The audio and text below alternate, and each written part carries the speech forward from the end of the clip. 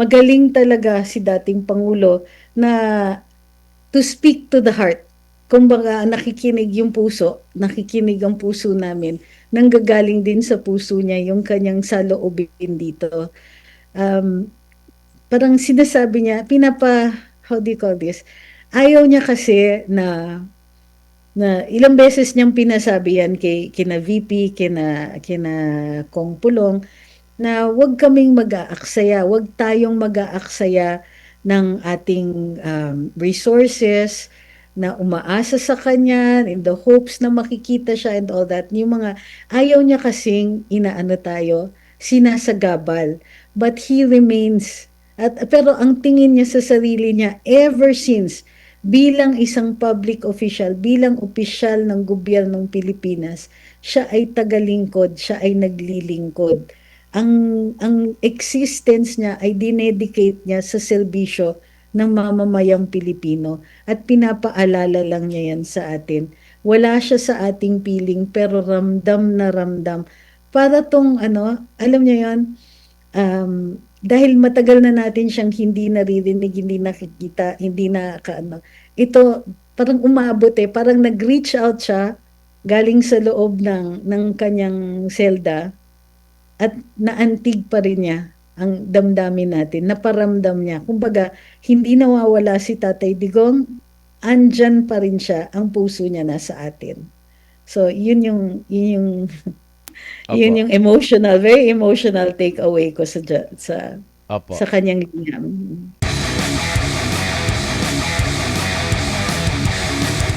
Napag-usapan si former President Rodrigo Duterte, malapit na po yung tinatawag na confirmation of charges sa kanya, pero meron siyang inilabas na waiver at hindi nga siya makikisar, hindi siya dadalo dito, either personal or kahit sa virtual.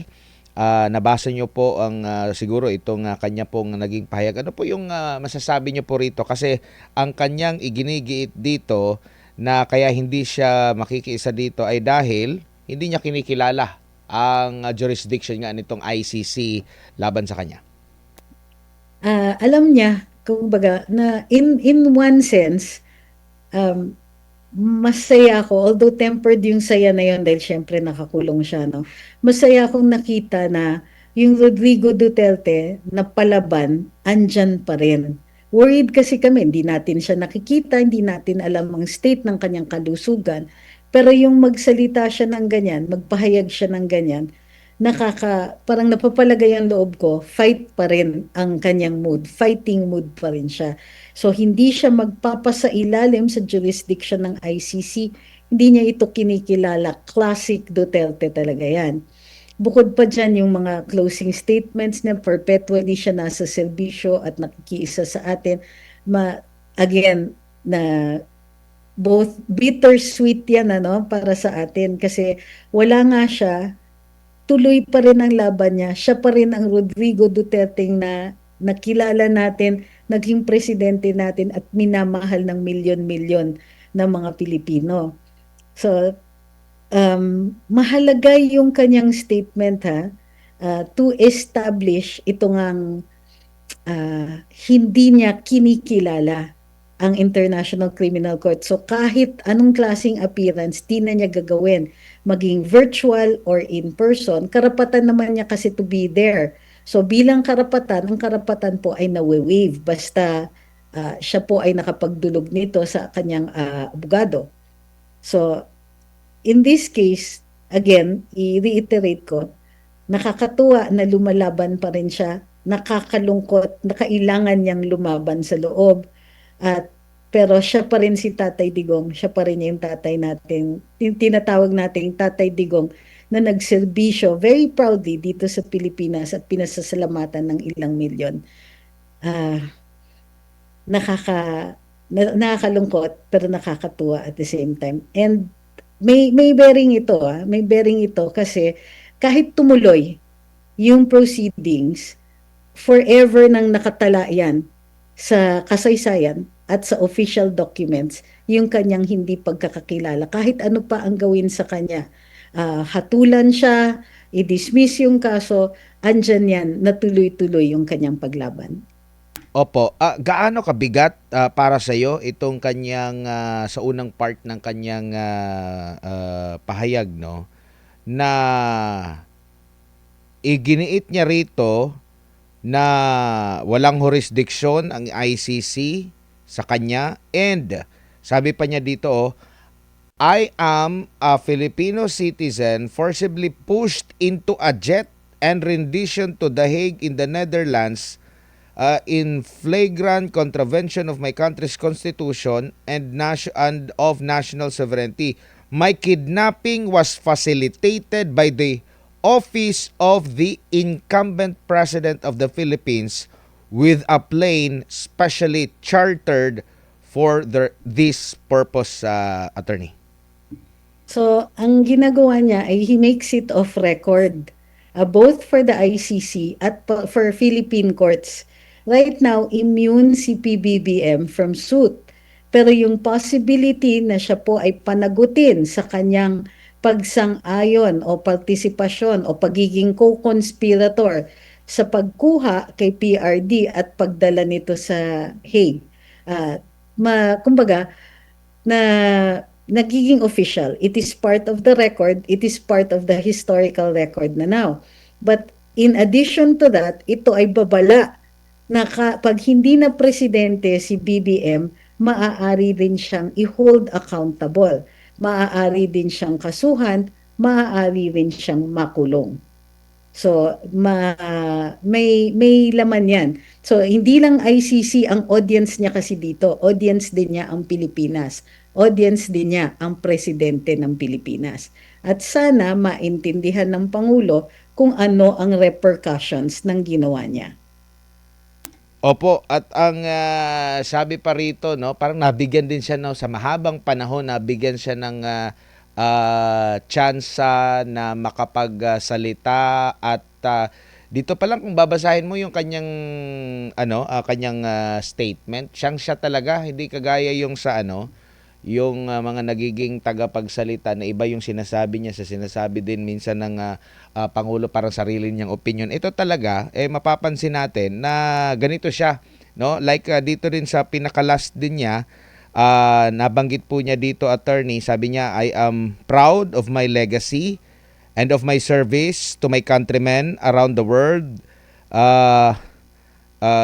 Let no one doubt my love for and loyalty to the Filipino nation. Lagi niyang inuulit din ito kahit nung pabiyahe pa siya noon doon sa The Hague. Tapos yung pang last niya sa sa dialektong Cebuano, Bisaya, kaninyo ako magpabiling sulugoon, kumbaga utusan sa lahat, no? Ano po ang comment niyo rito? Nung binabasa ko, pasensya niya, medyo emotional kasi ito. Magaling talaga si dating Pangulo na to speak to the heart. Kumbaga, nakikinig yung puso, nakikinig ang puso namin. Nanggagaling din sa puso niya yung kanyang saloobin dito. Parang sinasabi niya, how do you call this? Ayaw niya kasi na ilang beses niyang pinasabi yan kina VP, kina Kong Pulong, na wag kaming mag-aaksaya, wag tayong mag-aaksaya ng ating resources na umaasa sa kanya in the hopes na makikita siya and all that. Yung mga ayaw niya kasing sinasagabal. But he remains, pero ang tingin niya sa sarili niya ever since, bilang isang public official, bilang opisyal ng gobyernong Pilipinas, siya ay tagalingkod, siya ay naglilingkod. Ang existence niya ay dinedicate niya sa serbisyo ng mamamayang Pilipino at pinapaalala lang niya yan sa atin. Wala siya sa ating piling pero ramdam na ramdam. Para tong alam niya yan, dahil matagal na natin siyang hindi naririnig, hindi nakikita, hindi ito parang umabot parang nag-reach out siya galing sa loob ng kanyang selda at naantig pa rin niya ang damdamin natin, naparamdam niya. Kumbaga, hindi nawawala si Tatay Digong, andyan pa rin siya, ang puso niya nasa atin. So, yun yung Yun Opo. yung emotional, very emotional takeaway ko sa Opo. kanyang liham. Opo, ma'am, siguro bilang panghuli na lang, sa mga naging ganap ngayon dito na pag-uusapan natin yung naging pahayag ni Vice President Sara Duterte, and at the same time itong very emotional na pahayag din ng dating Pangulo. Ano na lang po ang inyo pong mensahe sa sambayan ng Pilipino sa mga pangyayari ngayon? May consequences lahat. Magbigay ka ng serbisyong totoo, magbigay ka ng maayos na serbisyo, bumabalik sa iyo pagmamahal at pag-angat ng estado ng Pilipinas. Kapag pinabayaan mo, kapag ikaw ay nambudol, pag walang serbisyong lumalabas, bagkus ay nakikita ang pagnanakaw, kaliwat kanan o ang kahinaan ng liderato, may consequences din po yon. Ito yung masasabi ko lang, wala pong exempt from the law on consequences. Kung kaya makikita ninyo, kitang-kita ang ebidensya kung sino yung minamahal at kung sino yung gustong mawala na sa serbisyo. Mabait ako today. So, yun lang po ang mensahe natin. These are all natural consequences. Yung pagmamahal, consequence yan. Batikusin man ang mga loyal, batikusin man ang following o ang mga gustong bumoto kay VP Inday Sara, batikusin man ang pag-alala at devotion kay PRD, ito po ay consequence, ito po ay resulta. May nakita, may naramdaman, may benepisyo sa kanilang serbisyo. Pero doon sa mga walang dinulot na serbisyo, doon sa mga nagnakaw, may consequence din yon. At buti sana kung selda lang yan. Ang mahirap ay ikamuhian ka ng kasaysayan. So, alaala lang sa darating na halalan sa 2028. Nag-umpisa na po ang kampanya sa deklarasyon ni VP Inday ngayon.